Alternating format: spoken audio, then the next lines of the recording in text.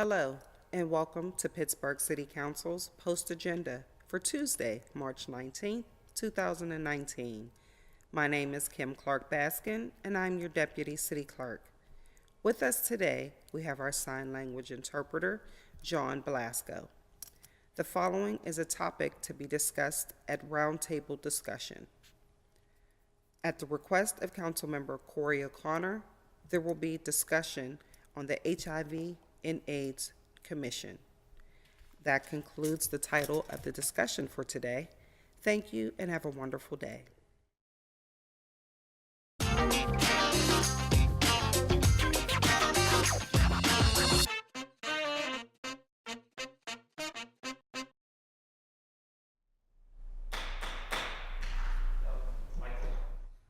afternoon and welcome to the City of Pittsburgh's Comcast, Commission. Cablecast, post agenda on the HIV/AIDS Commission. I'm Councilman O'Connor. I'll be chairing this meeting.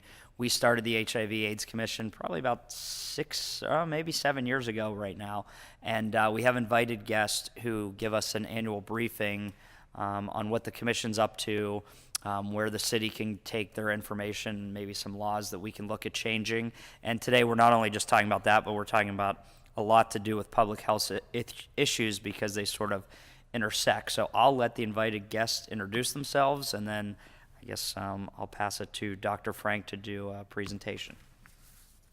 Hi, good afternoon. I'm Dr. Linda Frank. I'm a professor in the School of Public Health at the University of Pittsburgh, and I am chair of the City of Pittsburgh HIV Commission. Hi, I'm Dr. DeWahey. I'm the professor of psychiatry and medicine at the University of Pittsburgh School of Medicine, and I'm the co-chair of the City of Pittsburgh HIV Commission. I'm Dr. Doreen Desolu. I have worked in HIV for 21 years, and I'm also adjunct faculty at University of Pittsburgh Graduate School of Public Health. And I'm Julie Kmick. I'm an addiction psychiatrist at University of Pittsburgh, and I am a member of the HIV Commission. PowerPoint.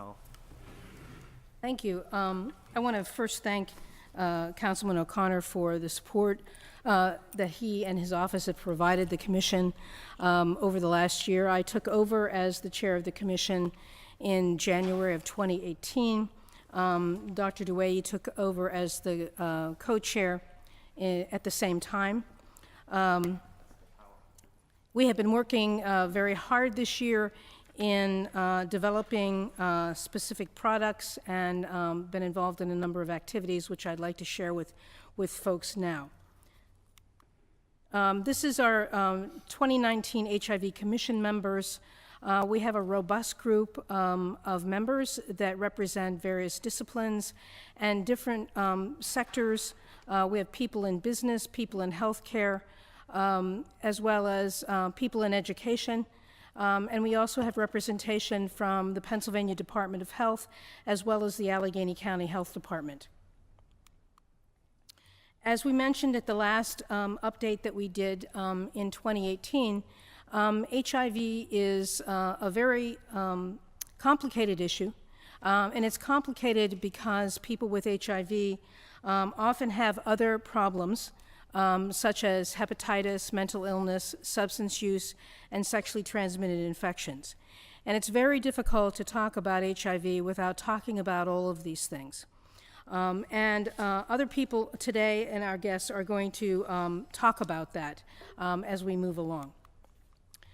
I wanted to remind you of the 2015 National HIV/AIDS Strategies, which are now referred to as the national priorities.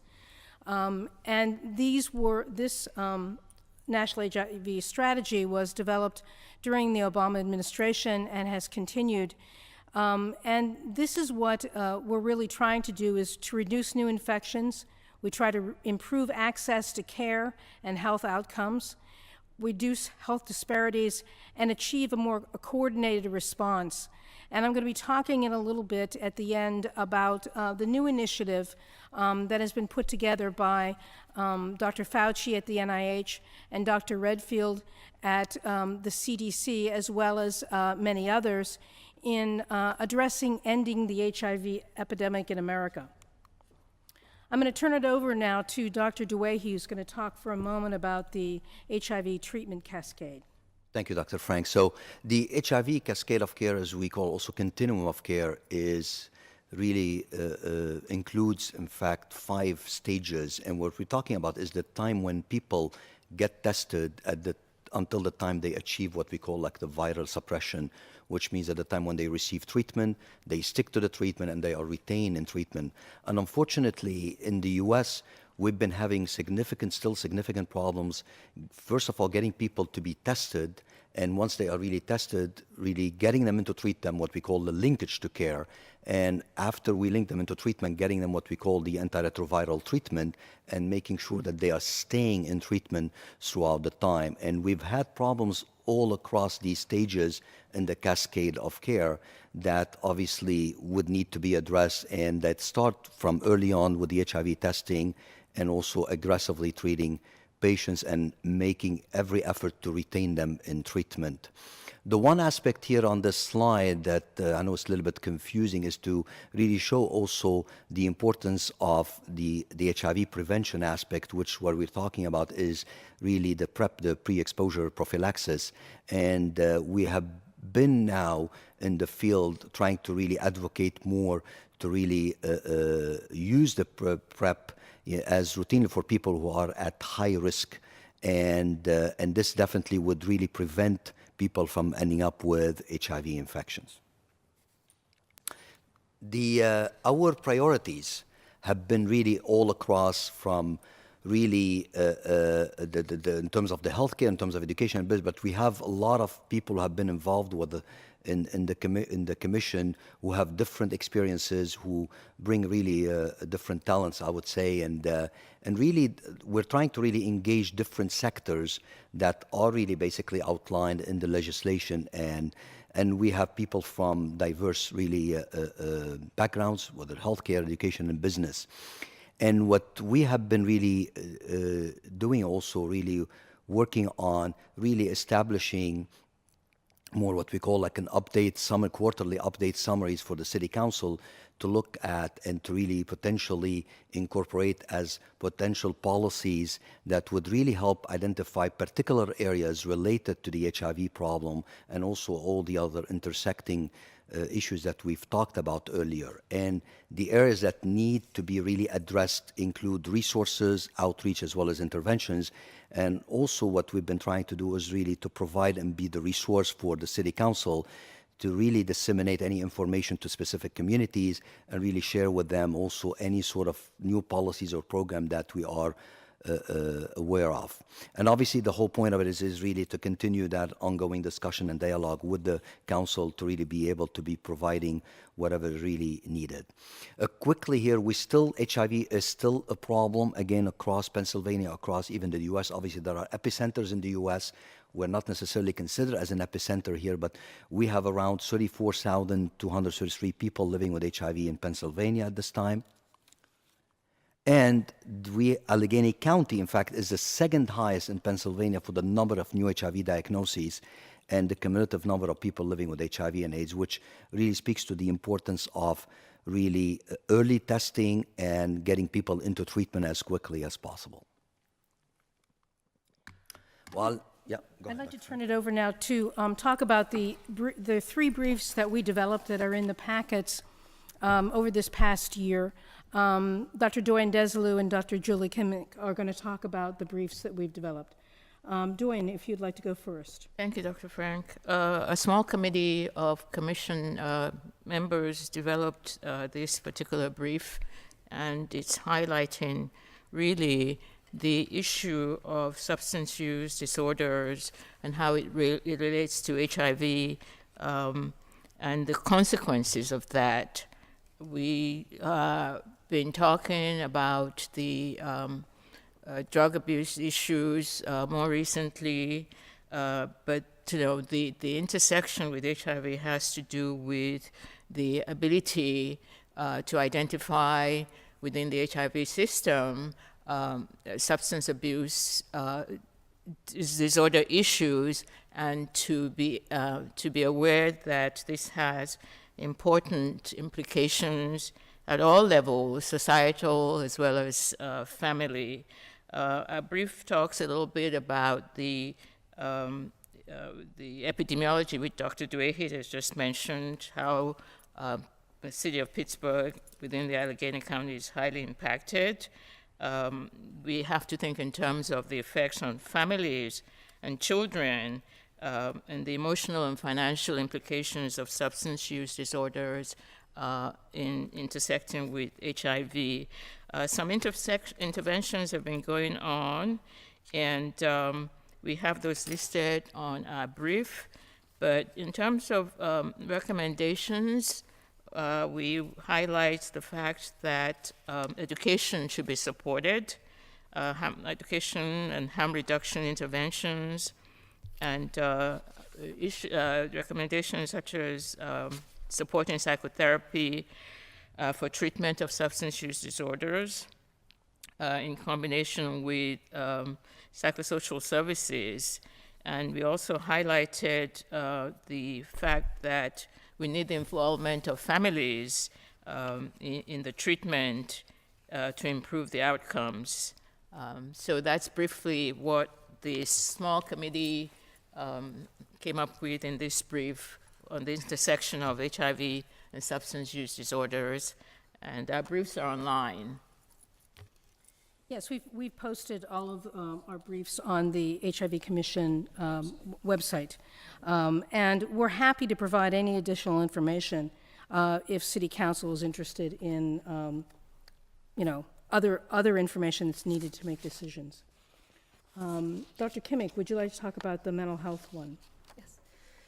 So in this brief, we talked about the intersection between mental illness and HIV. Mental illness may predispose individuals to behaviors that put them at risk for developing HIV and can be co-occurring in people who are living with HIV and AIDS. One of the problems is that sometimes people don't recognize that they have a mental illness, and it's undiagnosed by providers.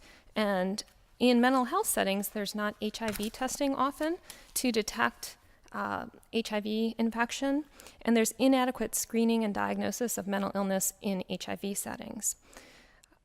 One of the factors that can lead to people engaging in higher risk behaviors are adverse childhood experiences, having an unstable home environment, as well as stigma. Stigma impacts people with HIV as well as mental illness, and could lead to people not getting tested for HIV or seeing mental health providers.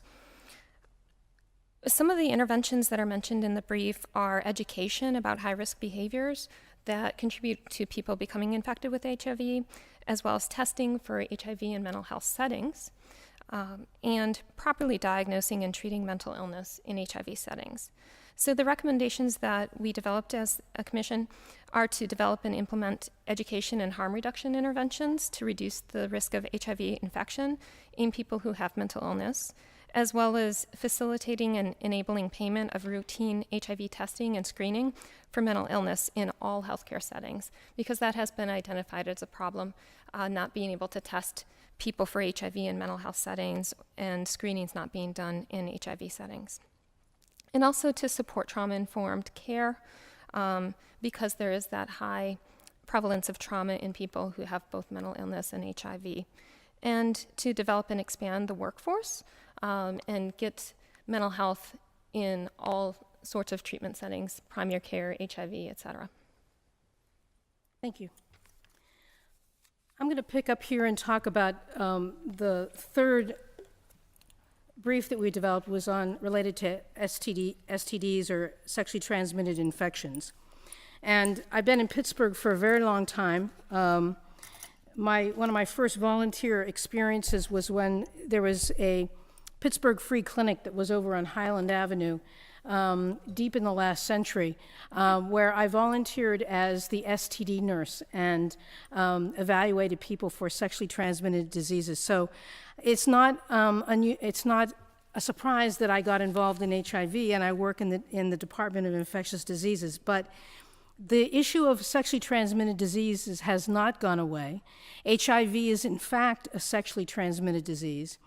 And in this brief, we talk about what we've seen in Allegheny County in terms of reported cases of sexually transmitted diseases. 152 reported cases of chlamydia, gonorrhea, and syphilis among individuals previously diagnosed with HIV. Males make up more than 94% of these new cases of STDs in 2017.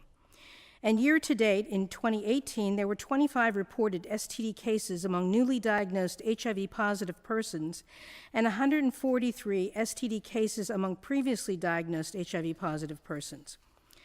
And I'm not going to read this entire thing to you, but one of the things that we have to think about is when someone shows up with an STD, we have to test them and offer testing for HIV and hepatitis, and we got to get them linked to the services that they need. Because if you have exposed yourself to one STD, there is likely that you've exposed yourself to another STD. And so this is something that we've sort of got to focus on if we're going to get ahead of what's going on. And number 6 on this page I think is important. For every HIV infection that is prevented, an estimated $360,000 is saved in a cost of providing lifetime HIV treatment and a significant cost savings for the healthcare system. So it doesn't just make sense for the quality of life and for the health of individuals at risk, but it also impacts the cost of healthcare. The CDC has come out with specific evidence-based research and best practices that I think are important to keep in mind. For persons who inject drugs, an evidence-based intervention is proven to reduce hepatitis C transmission with access to clean injection equipment and anonymous drop-off places for used injection equipment. The other thing that CDC is recommending is that accurate risk assessment, education, and counseling of persons at risk to avoid STDs through changes in sexual practices and the use of recommended prevention services.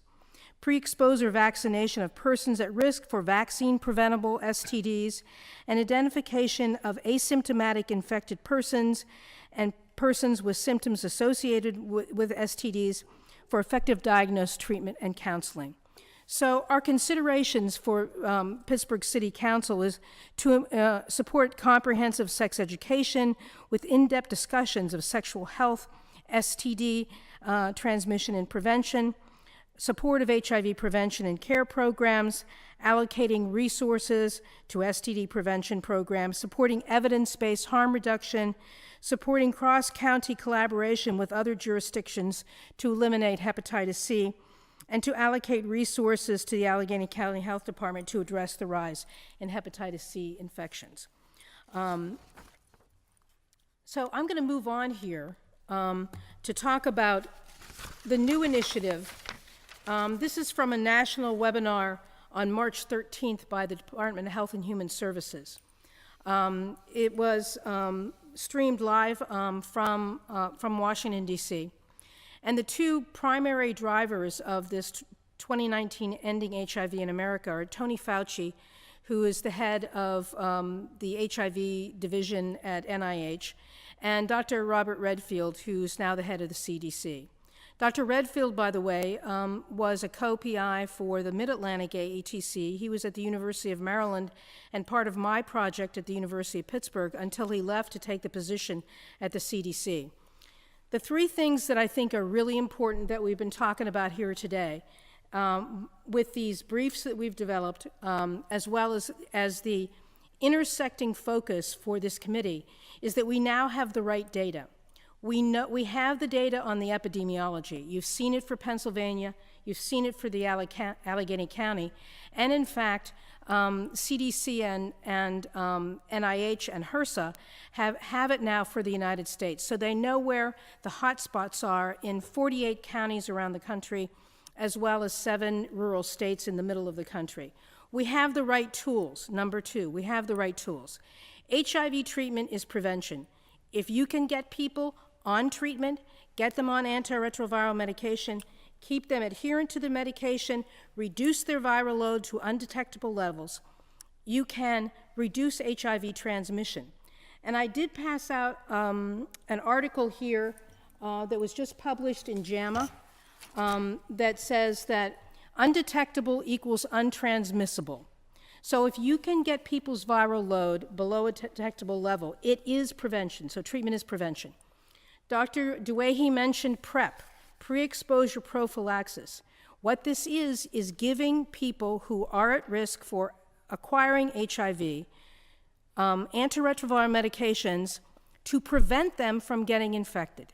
And the data shows, the data is clear, that this intervention works. So these are two very important tools that are part and parcel of this new ending HIV in America. So this is the schematic that HHS developed, and it talks about diagnosing, that is, getting everybody tested. And the problem that we continue to have is not everybody is getting tested. Everybody should know their HIV status. We should be doing this in all healthcare settings, in community health centers, in emergency rooms, in primary care. Everybody should be offered an HIV test. And there's specific guidelines around that, which we don't have time to go into right now. But the people who test positive, we have to get them linked to treatment as soon as possible. And there are places around the country where people are getting tested and they're getting a same-day appointment to get on treatment.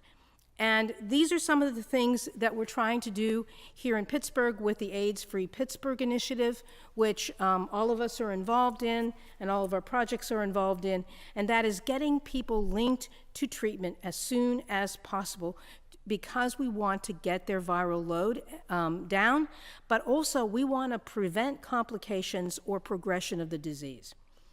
The third point they talk about is protect, and this is the whole idea around treatment as prevention, undetectable equals untransmissible, as well as getting people on PrEP, because if you can get people on PrEP, you can prevent them from getting HIV infected and prevent being spread to other people. And then finally, respond. And this response is around outbreaks that we've seen across the country, where we get these clusters of HIV cases related to injection drug use. We've seen it in Indiana, and we also have seen it in West Virginia. There's actually an outbreak that's happening right now down in West Virginia that's been tied to injection drug use in a cohort of folks that are now getting HIV infected. And the goals, I can't read it from here, my eyes are really bad. But these are the same points, but if you look at this map here, oops, there's not a pointer here. Maybe there is, no. You can see the dots on the map of the US where there's these 48 counties that have the highest HIV rates of new infection. And then you have these states in the middle of the country that are rural that have high rates of new HIV infection. So the federal government has decided they're going to come up with a whole pile of money. I think it's something like $291 million to address and to get these goals met in these counties. The only county that is in Pennsylvania that is one of these counties is Philadelphia County. But you know, I still think that we in Pittsburgh really need to be thinking about this for what we're doing in the city of Pittsburgh and Allegheny County and surrounding counties, because people go back and forth. All right, so, whoops. I want to go to the next slide.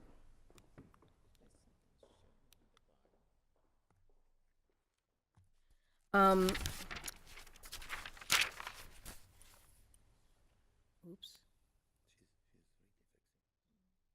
There we go. So this was data that was presented by the CDC. And if you look at these HIV transmission rates, 15% of people with HIV who didn't know they had HIV accounted for 38% of new transmissions.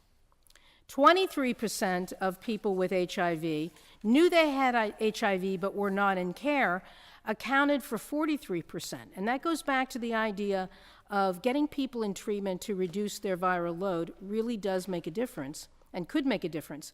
11% of people with HIV in care but are not virally suppressed accounted for 20% of the new infections, and 51% of people with HIV taking HIV medicines and virally suppressed accounted for 0% of the new transmissions. This is really important data. And that's why the issues of getting people into care, keeping them in care, and getting them virally suppressed is really important. And the reason that we're talking about people with mental illness, people with substance use, people with sexually transmitted infections, you've got to deal with these other things as well, because those things can be barriers to people getting into treatment and staying in treatment. So that is really the intersection that we've been trying to talk about. And I have one more slide and then I'll stop. So in summary, ending the HIV epidemic, this is from the CDC, but ending the HIV epidemic in Pittsburgh, in Allegheny County, in Pennsylvania, in the United States is all the same. Diagnosing people, getting them as early as possible, treat them quickly and effectively, protecting people at risk, and responding quickly to clusters of new cases. This is what needs to happen everywhere across the United States, and a matter of fact, around the world. So I will stop there. I'd have to thank you guys for this is a lot of info for us, but I think it's great that you broke it down into steps and what we can do, recommendations for handling, the mental health issue that relates to HIV, as well as, HIV STDs, and then obviously the substance use disorder. I mean, I think giving us the guidelines really help us a lot. Obviously we're not experts, that's why you guys are here. But I think giving us the breakdown and then showing us the goals at the end, I think that last slide you showed me was amazing, that 51% of the people that are taking medication now have a 0% chance of transferring.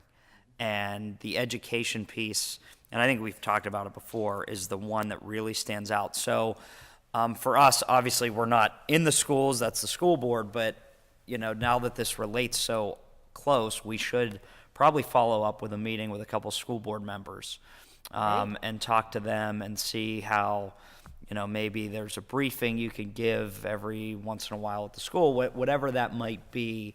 That's education on the school level. I think a lot of our community groups would like to see this information, especially if you can break it down where these issues are in certain communities. We know where some of the opioid issues are. They're all over the city. And community groups that are represented in there, to have a pamphlet or something simple to add that to their community meetings is really important, because I think that's how we can get the message out to more people. If you're watching now, that's one way to do it, but pamphlets to our community groups. I say you have a pamphlet there next to your coffee. Not sure what's in it, but something that simple to our neighborhood groups would go a long way. Especially, we have community development meetings all the time, but we don't really talk about health enough. So that would be really important. The one thing I would ask, out of the $291 million that's being spent all across the country, and I know numbers are going to differ in each city and each county that they're spending, would you have an average of what it is being spent somewhere? I know the money's not being dispersed yet, but that would go a long way in helping us. Like you pointed out that Philadelphia is going to be spending X amount of dollars. We can make requests to the state or to health departments that, hey, okay, Philly spent this much, Pittsburgh being number 2 in the state, how much do we need to spend? And I don't think you're going to know that number till the 291 is spent over the next couple years, but you'll see an average of where that goes. That would be really helpful for us to know. All right. But I think, again, and I don't know if we've ever sponsored a bill like this, but the biggest thing is when you go in for your annual checkup, you're not asked the question to take a test. So for us, who would would that be the state health department? I mean, who would regulate that to almost push to require it? Well, I don't think you can really. I mean, this has been our We can't, this has been yeah. our debate from the beginning when we. Yeah, I mean, I know cities our early definitely- discussions, in the HIV Commission was Right. about how can we get routine HIV testing in Yeah. primary care settings, emergency room. I'm not sure if you can necessarily regulate something like that, but I think through education and through really basically the dissemination of some certain policies, as look, we want to make sure that you're supporting as a city, council, that to really kind of, it has to be more of a marketing or. Right, so like, so you know what I mean? I'll phrase it a little different then. So basically for us, so we did a will of council with this 2 years ago, I think. Is it more, instead of just a will of council to the state, is it more reaching out to clinics, let's say in our districts? Let's say I have an urgent care in my neighborhood. Can I write them a letter, or can the commission write them a letter saying, on behalf of the city of Pittsburgh, we know you do great work, but it would go a long way. How many times do you, and again, doctors, you're doing a million things at the office at once. I understand that. But is there anything from the commission that you would be willing to send a letter, coordinate with that council representative in his or her district and say, hey, you have these 5 centers. We're going to send them a letter saying, we'd like to recommend that you Advocate for advocate routine for HIV this testing. within your facility. It's part of the city. It's part of my district, whether it's his or her district, and add that. I don't know that we've ever sent a direct letter. I know we did the will of council a couple years ago, but this is more direct to a center. Can we think about doing something like that? I mean, you'll have the heading, obviously, from the city, you're a commission. Yeah. And then, my centers in my district, I have no problem sending a letter to whoever the number one physician is or however that works. Well, one of the things along those lines is that, we could target the community health centers that are in the confines of the city of Pittsburgh, like Alma Ellery and Homewood Brushton, Stowe Rocks. I don't know whether Stowe Rocks is in the city. no. Sorry, Yeah. scratch that. But the one in East Liberty. But the other thing is sending letters to the 2 major health plans. Yeah. Highmark and UPMC. We've never actually done something like that because most of the health care is provided by those 2 groups. There's others, there's private practitioners as well, but it would be good to, send something to them as well as the model that you're talking about is sort of the door-to-door model of targeting specific clinics. And I really do think that both are needed. I think that's fine. I mean, as representatives of the city, if you can figure out what that letter looks like, I think sending it and then knowing the response back. So in the, if we send it out in a month, in 2 months, what response did we get? And then I think that's where on us, the electeds, to say, hey, follow up with a call to your local center or your local urgent care or whatever it might be. And then I don't know, and you guys obviously know the healthcare system better than I do. Do they offer, and they probably don't do this, is there an incentive to getting the test on your regular checkup? And maybe I think incentives because we do so much with tax incentives and other things like that. It's completely different, but I'm just wondering, okay, if I go in and the doctors are, let's say the doctors themselves are offering and they can keep track, hey, I offered all 100 of my patients that. Is there anything from the medical side? There's probably not. Well, I'm that's just probably from really interested in that. The healthcare plans, Yeah. could probably They could do incentivize something like physicians, that, right. exactly. Okay.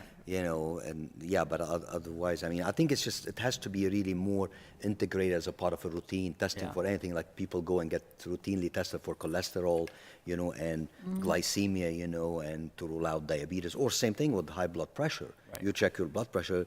An HIV test wouldn't take more than 10, 12 minutes, Yeah, right, So check it while you're can there. can be also done. So. Yeah. And the incentive for insurers is that if you can identify people early, you save money. Oh, yeah, I mean, the number you And- told me, what is it, 360,000 Yeah. people? Or $360,000. $360,000. Yeah. And, you know, the things that drive up healthcare costs are showing up in the emergency room and being admitted to a hospital. And so if you can get people to get tested and get them to outpatient care and stay in outpatient care, they avoid hospitalization, they avoid ER visits, you lower the cost of care. And just, I mean, my last question, and then if you guys have anything else you want to add. So your diagram here of how it talks about, you know, mental health, other health issues, do you have and I don't know how you would do this, but is there a percentage in each bracket? Oh. I don't know, maybe it is, yeah. So Like how within- many people with HIV also have mental illness, Yeah, substance have use? it so you can coordinate that. And I don't know that that's even. Yeah, we have data. You do have that data, okay. That is data. Use as the risk for HIV is usually on the chart somewhere. Okay, all right, yeah, But that I was don't know my about only the other ones, you know. technical sort of Yeah, in the briefs, number we talked questions. about some of the data. Yeah, right, yeah, okay. Yep. All right, well, no, I mean, I always think this is informative when you guys come in and talk to us about this, and knowing that there are steps, like I said, we can do within our community groups, within, you know, like a door-to-door approach, but also send letters to UPMC and Highmark, and any other healthcare providers we have. If I may. Yes. You talked about incentivizing providers, but we can also talk about insurers incentivizing patients, Yeah, requesting exactly, that, right. because they do those incentives too. Like you get money off your deductible if you do Right. these. Yeah, that's what I'm thinking. Do people know that? Are they told that when they go Well, in? I don't know that that's for HIV testing specifically. Okay. All right, well, those are my questions. Thank you guys for coming. I don't know. I just had one more sorry. slide about our plans for the commission, and we will now add your recommendations to this plan for the next year. We were going to do some key issue summaries on HIV in women, PrEP, harm reduction, and aging, For because next year's report. Okay. yeah, because aging, a large proportion, like 50% of all the people with HIV now are over the age 50, interestingly enough. And so this educational pamphlet for the schools that you asked that we developed, we can put that on our agenda for this next year. Okay. I would think it's not only schools, but community groups who, So you schools, know, they're in our neighborhoods all the time. And, community groups, okay. yeah. And if you want any of us to go and meet with, you know, the school system, we're happy to do that, meeting with teachers, school nurses, school counselors, you know, whatever, we're happy to do that. And then we'll also add the letters to the health plans for this year's agenda. And then we're going to maybe do a deeper dive into, you know, putting some percentages and data around these intersecting public health issues, and then really sort of investigate this incentive issue that we bring up. I think that would be really interesting if somebody would sign up for that and, you know, get everybody seeing, oh, there's not only a benefit to my health, but it also, you know, I save $50 or whatever it might be. Who knows?